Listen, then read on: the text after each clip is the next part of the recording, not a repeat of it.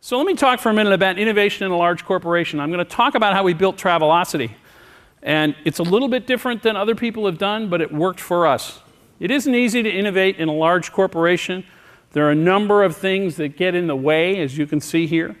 But you can be successful in innovating.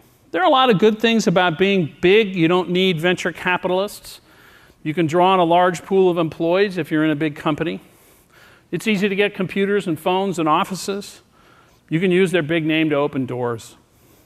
The bad of big is you don't get venture capitalists to help you. You know, they have a lot of great ideas, and the corporate money sometimes comes at a price, which is generally endless, numbing, enveloping bureaucracy, right? Not that you've ever had that here, I know, but in other companies, they have that sometimes. Everybody wants to help when you start out with space and furniture and DP and PR and advertising, but unfortunately, they all have rules, and they all go back to their own departments. So building a startup in a large corporation, some of the things that we tried were organizational structure. Now, lots of times you start a new project and you have a committee, and that can be fine, but if it's going to be really big, the problem with the committee is everybody's loyalty is back to their own area. So what we did was say, no, we're going to start this as a business, a separate business, and people will move there. They'll have a dotted line back to their own organization, but their loyalty will be to this new project, which was Travelocity.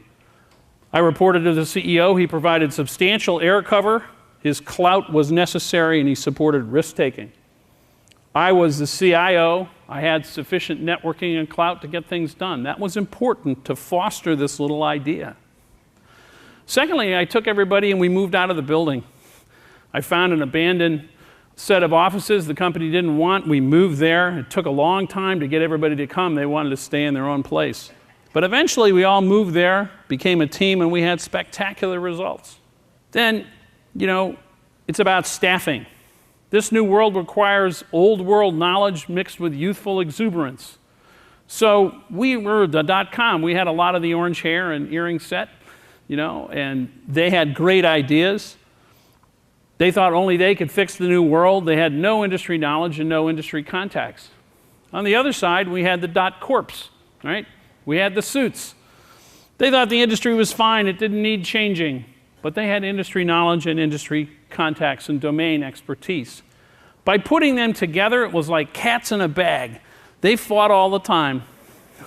But out of that crucible came some terrific ideas that created this new company. I think that mix of expertise is really important. And finally, funding. Our funding was decided by the CEO. There was little debate. A lot of people wanted that money that was going to Travelocity, but he wouldn't let it go away.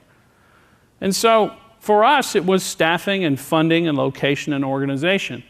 That doesn't mean that always works, but those are the keys, particularly staffing, to starting any new innovation and any new company and keeping it going because there's so many other priorities that get in the way.